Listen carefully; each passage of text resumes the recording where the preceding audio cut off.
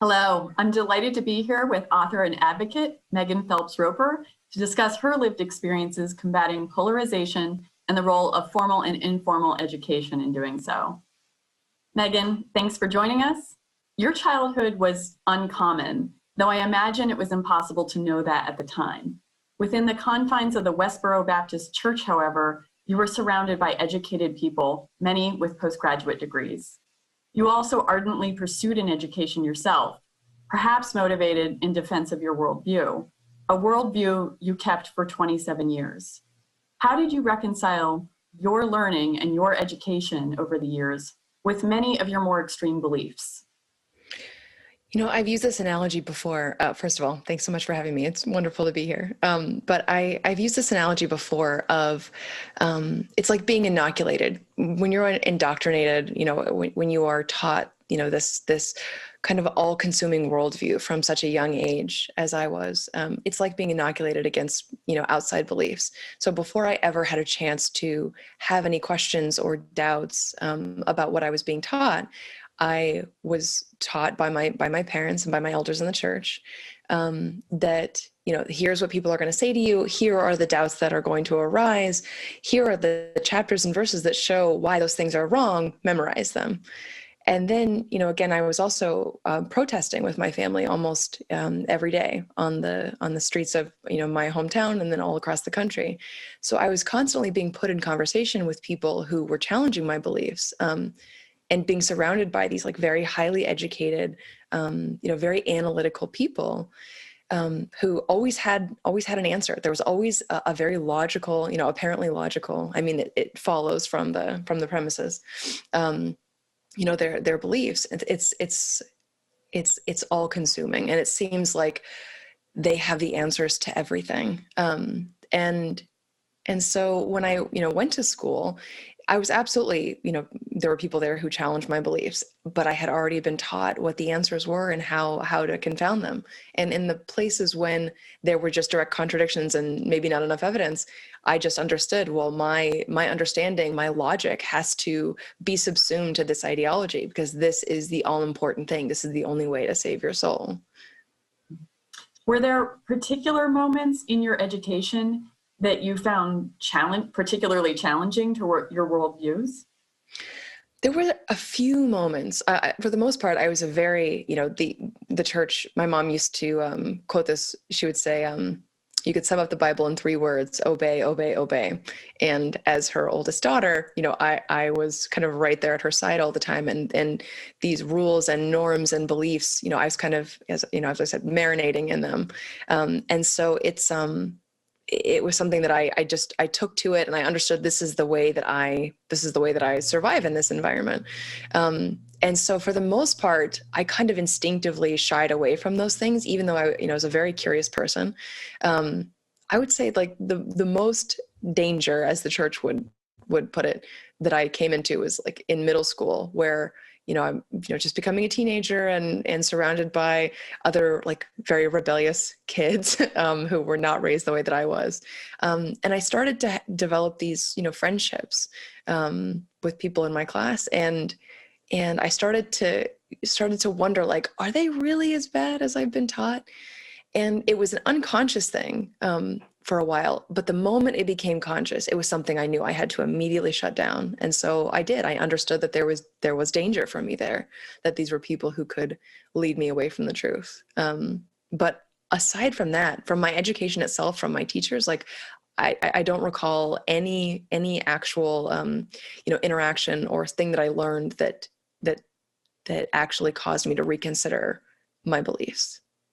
That's interesting, Megan, because I know several years ago, the evolutionary anthropologist and author Avi Tushman theorized that improvements in learning and increased education over several decades actually correlated with stronger partisanship. In short, that people become more resolute in their general ideology versus it challenging their ideology, generally speaking. Right, because of the like post hoc justification, like you learn how to better defend what you believe, and that was absolutely true of me as well. Interesting, but you did change your beliefs, and right. Having believed and preached and evangelized beliefs for so long, is it difficult to trust your current system of beliefs? Yeah, that's a good question. When I was growing up, my mom would quote this verse all the time, and it went, "The heart is deceitful above all things and desperately wicked, and who can know it?" And the implication was always that we couldn't trust our hearts and minds to tell us anything valuable about the world. And yet there was this other well-loved passage that I eventually realized was a direct contradiction to that idea. We said that we knew that the Bible was true because we had an unction or impulse on our heart. And so it was directly appealing to our deceitful, desperately wicked heart. And I came to realize that ultimately all we have is our heart, our own judgment, our own understanding with which to try to get at the truth. At the bottom of everything, it is our attempts to understand. So, that's an inherently terrifying proposition for someone who was raised to believe, that you had to have unquestionable truth to live in the world. And so the way that I've made peace with this, seeming, contradiction or paradox is that, I adopt this posture of epistemological humility is how I saw it put once. And that immediately resonated with me.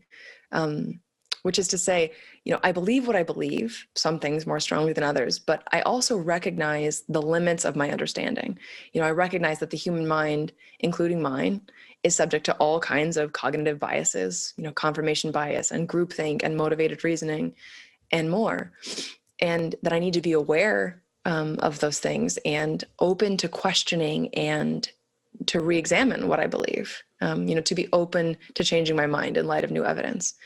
And so, while at first that lack of certainty was really terrifying to me, I now find it enormously liberating. And I think more to the point, I think my current posture is a far better representation of reality, which is that I don't, of course, know everything for certain. And it's a far more productive and meaningful way of living in the world. So I guess the short answer to your question is I still believe what I believe, but I also constantly am thinking like, what if I'm wrong about this? Like what if this other thing were true? What if this other argument is better? And truly considering it, which is something that I was not able to do while I was at Westboro. I appreciate that you characterize that as a liberating feeling, as much as it might be terrifying in some ways, that it opens you up to this exploration of other perspectives and to challenge your own thinking. Absolutely. How do you feel we as Americans, how do we know if our worldview is trustworthy, and how do we discern fact from fiction in the current media environment? We were talking about things like confirmation bias. So given the been able to use in the past. Yeah, I think disinformation and misinformation in, this current media environment is obviously a huge problem. And I think, part of it is cultural. Like the technological issues are absolutely there, but what you're asking me sounds like, like what can we do as individuals? Like assuming we can't control all of the social media companies and what everyone else in the world is doing or not doing with this technology, what can we do? And I think the answer is being aware of how easy it is to manipulate, our deepest emotions, what Tristan Harris calls it, the race to the bottom of the brainstem, these appeals to, our lizard brains, basically. I think the more we are aware of our ability to be manipulated, I think that's really important, because when we engage with, material on the internet, knowing that it could be wrong and that we shouldn't just trust it blindly, I think keeping that in mind is really important. And so looking for multiple sources, look for multiple kinds of people, with different kinds of beliefs. And the more they, are sharing, the facts, like what is true, like that will help us determine whether it's something that we should be more likely or less likely to actually base any other beliefs or actions on. So I'm extremely skeptical, I guess, is the answer. Like I recently read Trust Me, I'm Lying by Ryan Holiday, which is, this fantastic, it was written in 2012, way ahead of its time. And even at the time, it's kind of terrifying what he was able to do with just straight up lies and to get them published in major newspapers. And so it's definitely made me even more aware of all of our ability to be manipulated and the importance of being skeptical. Yeah, and that healthy skepticism. And I appreciate that you were talking about both the quantity of sources that you're looking at, but also the quality of them too, and sort of checking the bias and doing that due diligence individually. What has the experience of leaving Westboro and taking up the work you currently do meant to you? I mean, it has been incredibly meaningful. It's hard, I write about this in my book, the moment kind of epiphany where it first occurred to me that the church might be wrong. This thing that I had dedicated my entire life to, and all of my mental and emotional, energy, intellectual energy to defending this ideology that I was coming to see as not just wrong, but incredibly destructive, both in the lives of other people and in the people within the church, these people that I loved and love so dearly. And so to suddenly look at your whole life and kind of believe that, I mean, it's that turn was horrifying and devastating in more ways than I can articulate. And so to have left, when I left, I really believed that there wasn't really much hope for me. Like, I mean, I considered changing my name, but that's, the internet is forever. And there's pictures and videos of me doing all these things. And beyond that, I came to feel this responsibility to make up for, or to try to repair some of that damage that I felt I did in the world. And so to have the opportunity to do that, to actually connect with people who had been hurt by the church, and to people who were going through similar situations, people who, and parallel situations, because it's not just people, leaving extremist, religious ideologies, but you see this now in politics and all kinds of social situations now. And I think so much of the country right now it has become, unfortunately, these kind of these same things that tripped up my family at Westboro. I now see so many of those, in the world at large. And that was really surprising at first. But again, to answer your question, the ability to take those experiences that I feared had lost all value and meaning and had become just essentially universally horrifying in my mind, and to try to do good with them, and to feel like I actually have been able to do some good with them. It's kind of redeemed my life, if that makes sense. What do you feel that experience taught you about the American public, the American people? I think, part of it is, I talked about this in my TED Talk, and I was actually kind of afraid at the time. I thought, people are not going to let me make this comparison.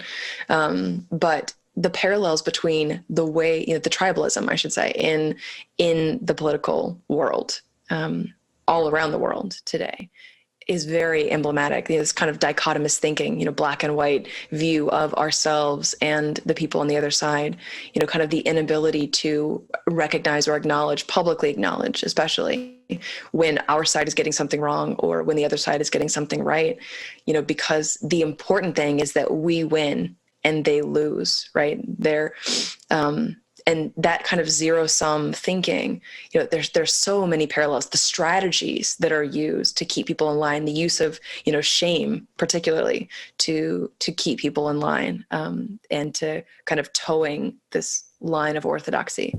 All of these things, when I first left, I kind of, saw the world with these very rose-colored glasses, and I thought like I'm free, like all of that stuff that constrained me before, it's gone.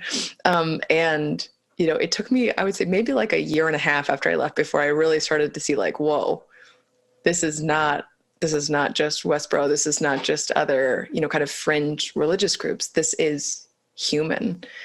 And in some ways that's actually a really hopeful thing, because if I could come to recognize this, even though, having been raised in this extreme environment where, so much of what I was, able to think and feel and do was so tightly controlled, there's, if even I was able to see outside of that, like who can't under the right circumstances. And so I kind of think of it in terms of how do we create the right circumstances such that we can like help ourselves view where we're going astray and kind of show people the way back. Yeah. Megan, you mentioned that you weren't sure how people were going to receive some of what you were putting out there in your TED Talk, in your book Unfollow. and that your views of things did have changed and evolved since the time when you first left the church.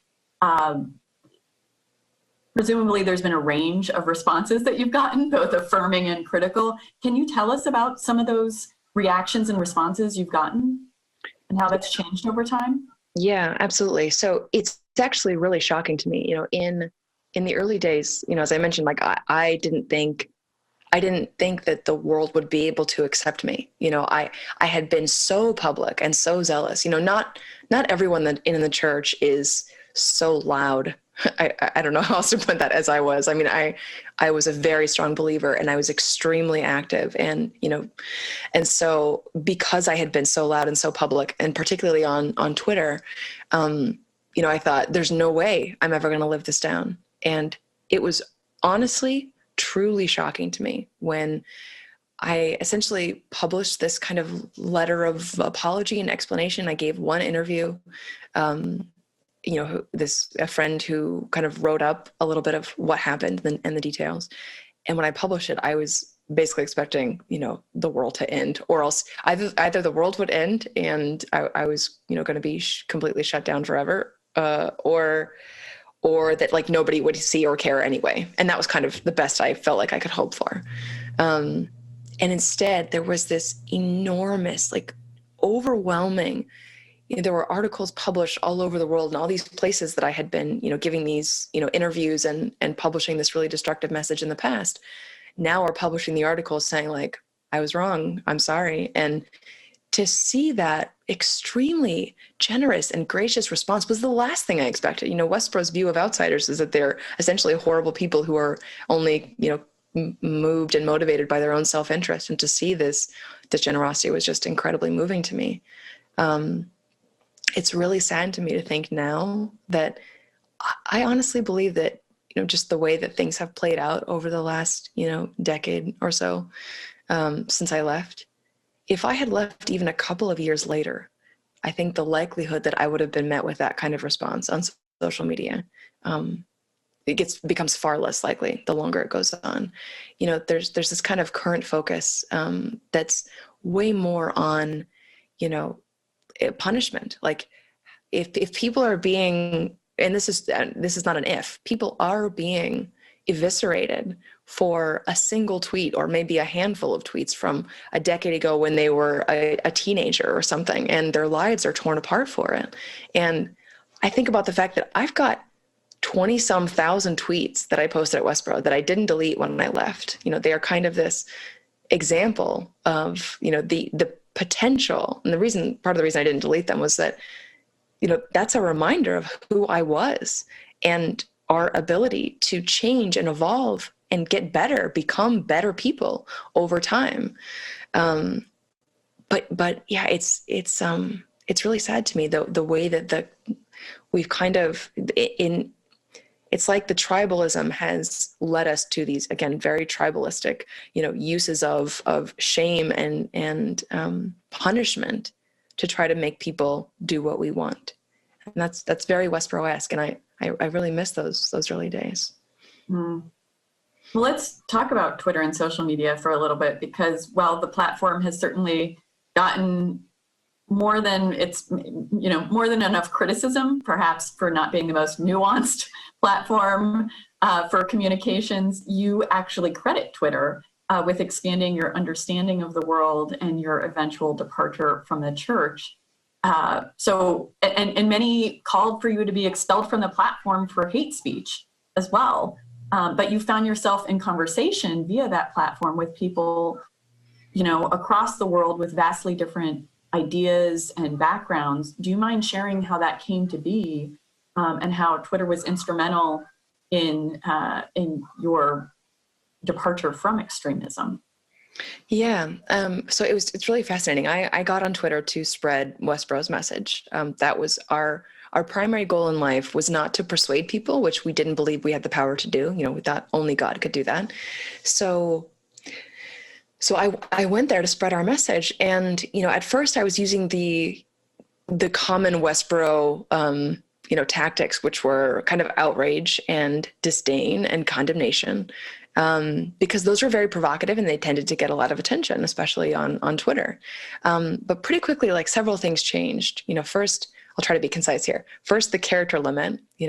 It's funny because, as you say, it does get a lot of flack because, you're not allowed to be as nuanced. And, but for me, it was revolutionary because first it stopped me from using these, insults, these ad hominem attacks that my family would just regularly throw in at the end of a very compelling, theologically sound, seemingly sound argument, and then just like toss in an ad hominem at the end. Well, on Twitter, there wasn't space for it.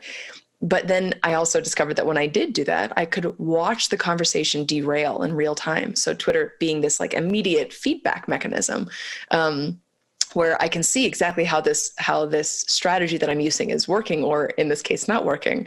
And so how could I keep the conversation, on the rails, right? Talking about what I believed was actually important, that this was, the only hope for mankind. So I should be articulated in a way that people can actually hear it. And then of course the character limit, forces you to be concise, to say, for me, it became like a game. Like, how can I say exactly what I'm trying to say with no extraneous information and that like kind of forced concision? It was amazing. Like there were so many things about it, but the most important thing about it, I think, was that I was put in conversation with other people who, many of them reacted the way that my, like people did on the picket line. These are very acrimonious, encounters that I had with people, on the picket line were also happening on the internet. But then there were people who were able to kind of step back and like, even if they did come to me really angry at first, they would recognize that I really believed that I was doing the right thing.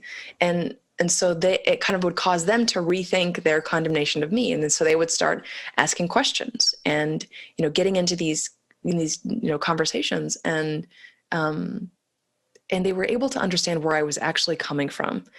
And they were engaging with what I actually believed rather than a caricature of what I believed. And in doing so, they were able to find, I think there were two different kinds of arguments. There were, the theological and logical arguments that, where they found internal inconsistencies in Westboro's doctrine. That was incredibly powerful. Again, coming from a family of lawyers who essentially worshipped logic above all else, like that. I mean, functionally worshipped logic, not theologically. But that was extremely powerful, to be confronted for the first time in my life with an argument that I didn't have an answer for, and that clearly showed that we were wrong. And then there was the emotional side of it. It was like the kindness of the people that I was meeting on Twitter was itself a contradiction. It was confounding this thing that I had been taught, that outsiders didn't really care about us. They didn't really care about each other. They really just hated each other, and they hated God. And to have these relationships that lasted, and conversations, the fact that it's happening on Twitter, a protest maybe lasts for a few hours at the very most, but on Twitter I was able to develop rapport and these relationships that ultimately became incredibly important in my life, both in functional and instrumental in my leaving, but also in my integration into, society, into the larger world and the ability to function. And I'm incredibly grateful for those people. They have truly changed my life. There's a biblical verse, Megan, that you utilized to justify your interactions with users on Twitter, perhaps feeling that civil conversation would bring them to the church, yet perhaps it had a counter effect. Can you tell us about that verse and what the effect was of you using it? Yeah. So this is actually an example of another post hoc rationalization. So I had already, because of my interactions on Twitter, come to this way of functioning online. And part of it was, as I've said, a result of just the structure of the platform itself, not putting in the ad hominem attacks and such, and the concision required by the character limit. But part of it was I was reflecting the way that people on Twitter were treating me. So they were asking me questions, and so it was something that I instinctively did back. And then I stumbled upon this verse. I was starting to get in a little bit of trouble for this. I had, certain people, and one of my aunts, kind of approached me and was like, why are you talking to this person on Twitter so much? And so of course I give her the best response I can. And then later come upon this passage. And the passage was, by long forbearing is a prince persuaded, and a soft tongue breaketh the bone.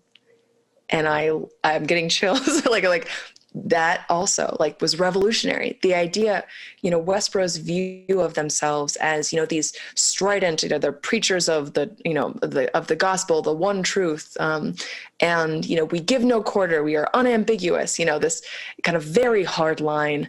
And to find this passage in the Bible was like, oh my gosh, it's here too. It's even the Bible, this is not a bad thing that I'm doing. I just think that verse, I still absolutely believe in that verse. I'm not religious anymore, but there's so many things in the Bible that absolutely stick with me. And that is one of them, because I think it's just, again, functionally and practically true. We don't persuade people through that kind of angry, hostile, shaming rhetoric. We might, be able to push them, to do what we want in certain situations where we have power over them. But true persuasion happens when we consider where the other person is coming from and appeal to, they call it moral reframing, right? Values that we already have to try to help us move from, kind of one place to another. So is it safe to say, Megan, that you still believe civil discourse is the best strategy to reach understanding? Yeah, 100%. I mean, and this is, people, I feel like this gets so much hate on Twitter, not just on Twitter, but, in general. And it's incredibly frustrating to me because, I understand it though. That's the other thing.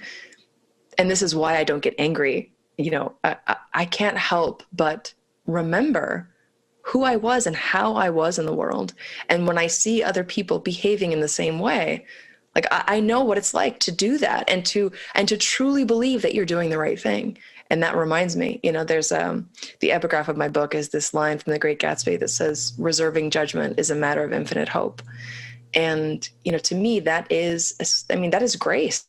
That is the ability and the willingness to look at other people as being on a journey, and that they will not forever be the person that they are in this moment, and that there is hope for them to grow and change, and that we can help to push people, in that our actions matter. In other words, that how we treat people, how we talk to people absolutely matters.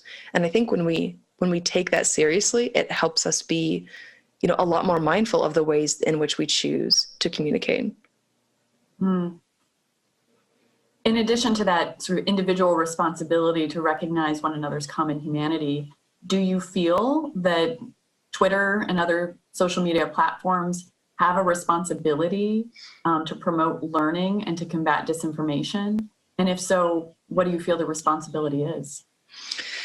Yeah, so this is a really hard question, I think. A lot of the time I feel like we are emphasizing these kind of structural solutions when it's really a cultural problem, or rather it can be best changed by culture.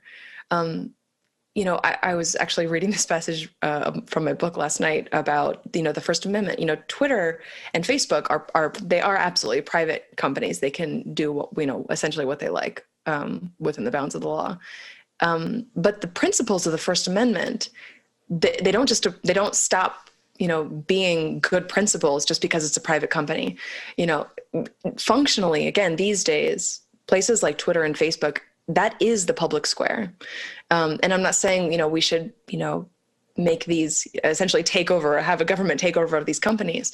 But I think, and I wish, and I hope that they do and will recognize their role in that conversation and to be less willing to interfere in that conversation, because it seems like when we've seen what happens when they put their thumbs on the scale to push things in one way or another.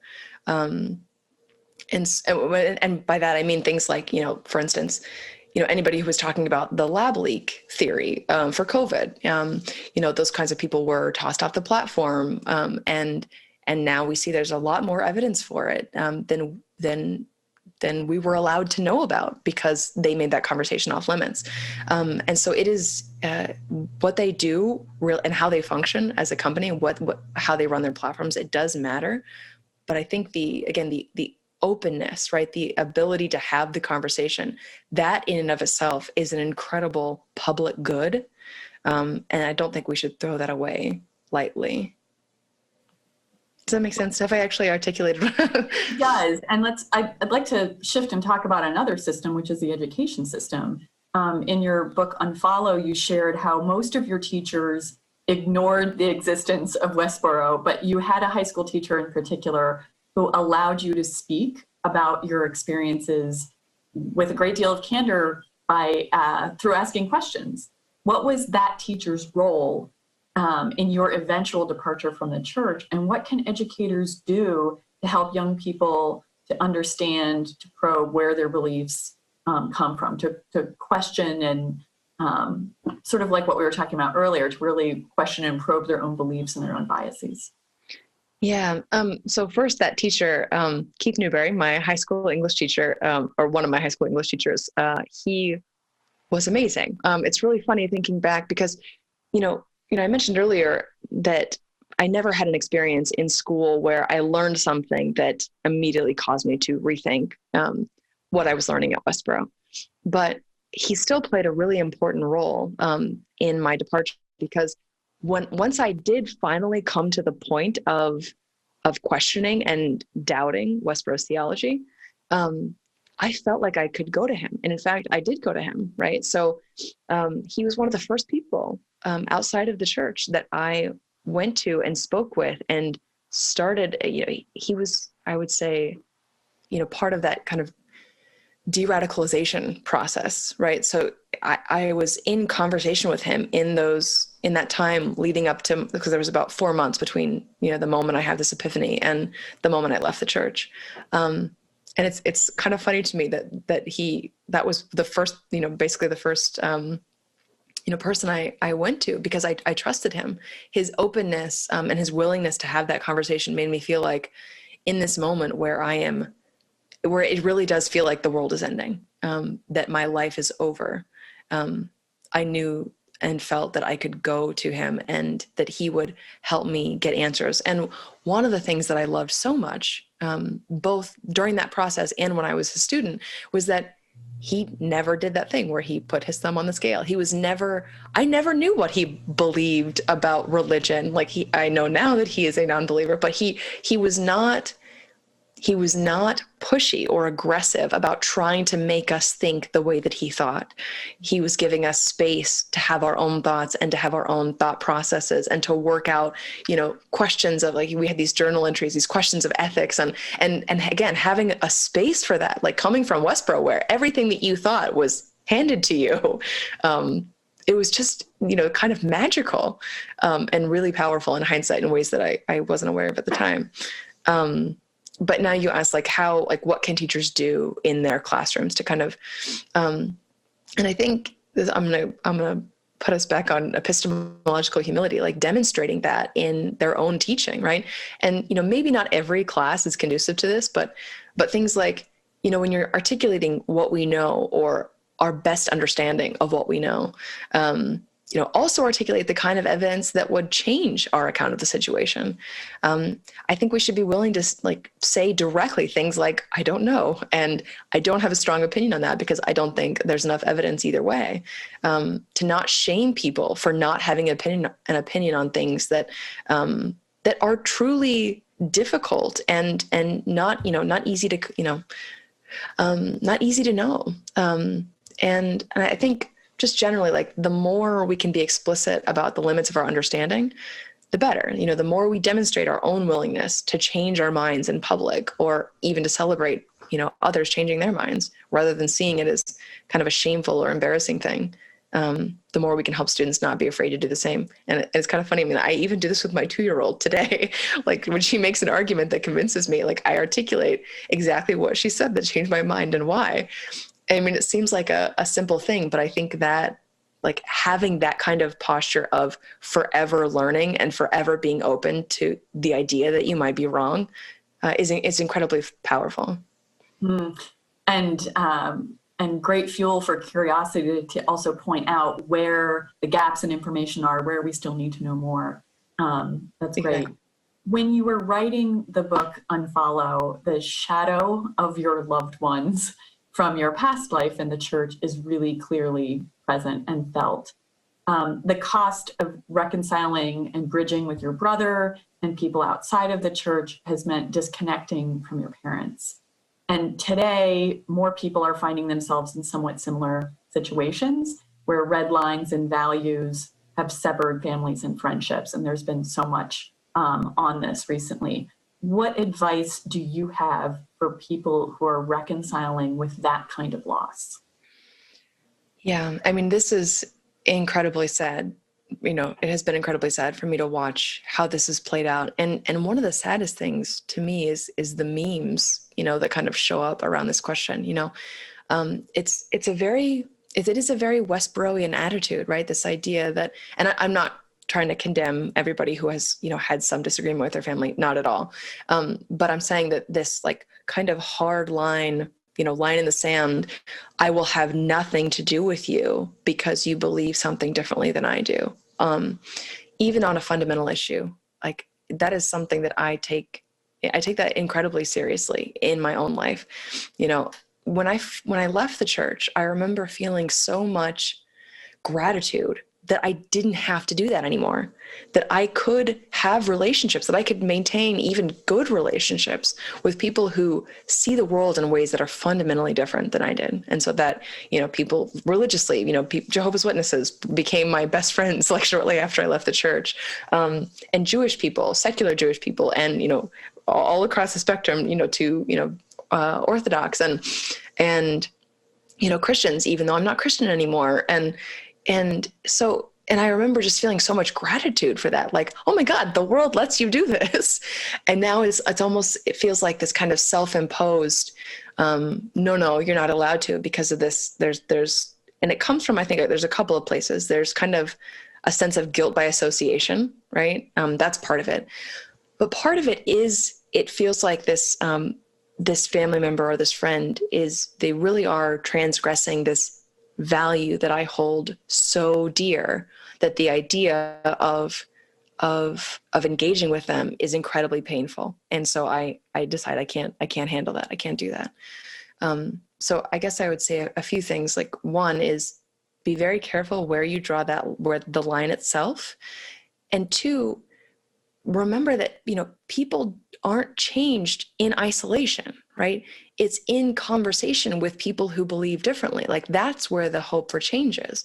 And even if you don't feel like you can have, or maybe your past experiences has demonstrated that you can't have a civil conversation about this one thing. But I also think we sometimes risk being blinded by the few things that we disagree on and lose the incredible value of the relationship on all of the rest of the merits of the relationship. Does that make sense? So it does. And I think, you know, I think it's important for us to differentiate too between when it's an ideological difference that is a difference of opinions and evidence and belief. And I mean, certainly there are instances of people who have gone no contact, if you will, with family or others who don't believe in their right to exist. And that, you know, I think that we can separate that. But what you're talking about actually makes me think of Daryl Davis, the musician and activist who, I mean, he did engage with people who didn't necessarily think he had a right to exist, right? He engaged with members of the Ku Klux Klan, and through discourse managed to turn people away from extremism. That was certainly his choice, and not everyone maybe, you know, and maybe that, you know, have that capacity for right. sure. Right. Yes, and of course you don't want to feel like you're putting your own life safety at risk. Right. Yeah. And I think we can and should draw the line at safety. And like, if we actually are, you know, in fear for our lives or for our health.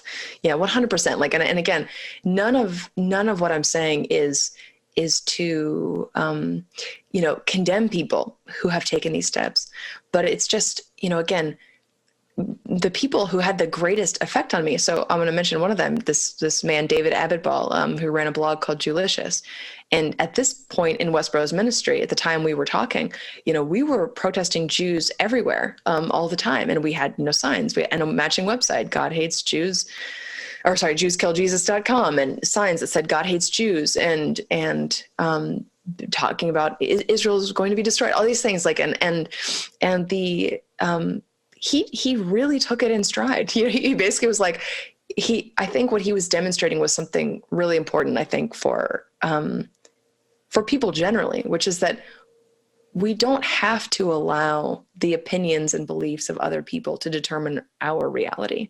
Like, David knew that he didn't believe Westboro's ideology. He didn't believe we were right. He didn't believe we had access to some special truth that he didn't. And so he didn't let my words and behavior affect his sense of himself and what he believed. And again, that's a skill, right? That I think it's something that, and it's a posture that has to be kind of actively cultivated, because we are social creatures, right? We are kind of wired, right, to think about and to worry about other people's opinions, to care about other people's opinions of us. So I completely get it, but. So for him to be willing, and for Daryl Davis, the Black musician you were just referring to, who had this conversation with the Ku Klux Klan, that's an incredible thing. But it doesn't even have to be like to that extreme, right? Any communication across these kinds of divides can have profound effects on people. And our willingness, the more of us who are willing and able to do it, the better. Which again is not to shame the people who don't. And I'm just going to say again, I don't do that in every moment. I still reach out to my family. It's an incredibly painful thing to be separated from my family. I still love them dearly, and they believe that they can have nothing to do with me. And so, don't engage. But I believe that I was changed by people who took the time and had, were generous enough and had enough grace for me. To have those conversations, and that I'm gonna be willing to do that as much as possible in my own life as well. Megan, one thing that's really come through throughout our conversation today is that having, perhaps living a life where you were surrounded by extremism, that you are able to very quickly recognize it and recognize the signs of it in others. As we try to repair our polarization in this country, what advice do you have for people, given that you have been so quick to recognize it, sort of work through that in your own life? I think I feel like I'm going to be repeating myself here, but the willingness to talk and to listen, right? Mm-hmm. And that can be the listening particularly can be a really difficult thing to do, especially when people are advocating ideas that you just find so destructive and incomprehensible. But if we can move to curiosity instead of judgment, there can be an enormous amount to learn there. You don't just learn. I'm not saying you're going to learn something from, the mouth of a conspiracy theorist that's going to change your life and cause you to also be a conspiracy theorist, although I know that happens. But when you approach those kind of conversations with curiosity, you can understand how has this person gotten to this place that seems incomprehensible to me? And honestly, again, I'm going to go back to the game aspect of it, right? There can be, it's kind of a puzzle. Like, what is it in the human mind, right? And what is it in this particular person's experience that has gotten them here? And under what circumstances would I be in the same position? Like, I think, going back to, what we know and how we know it, and being willing to engage with other outside views and information that might show our position to be in error, and to be open to that. I find it all incredibly fascinating. I find those conversations fascinating. They can be frustrating for sure. But if we want to make progress, it doesn't happen through this kind of force and anger and, pushing and resistance. Like it's very funny to me. I feel like maybe I'm getting a little bit off here. Resistance, right? When in my parenting, like I come from a very authoritarian family, where, everything was decided for you. It's emphasis on obedience. I mentioned earlier. And it's amazing to me when I look at my daughter and the way that she responds to the kind of attitude that I'm describing, this kind of generosity and care and understanding where she's coming from and affirming like, oh yes, I understand in that situation. I also feel bad. I also cry. And how fast she moves beyond it. Whereas in my family, the kind of resistance, the kind of, happy up, stop crying, this kind of, like when we resist things, like the instinct is to resist. And often the best way out is not resistance, but acceptance, and then finding a new path, like helping somebody find a new path. So I don't know if all that makes sense. It does. And it shows a great deal of empathy too, I think, which is important, again, to what you were talking about with recognizing the fundamental humanity in others and the importance of discourse. Thank you so much, Megan, for taking the time to share your experience and point of view with us.